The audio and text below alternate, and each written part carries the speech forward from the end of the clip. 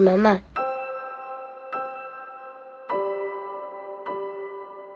eres la única persona del mundo que siempre está de forma incondicional.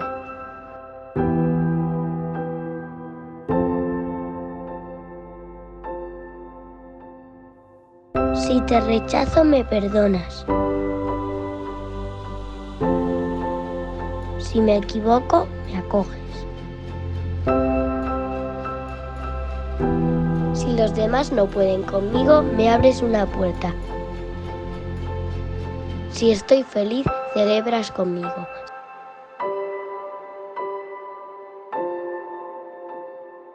Si estoy triste, no sonríes hasta que me hagas reír. Gracias, mamá. Eres un milagro andante.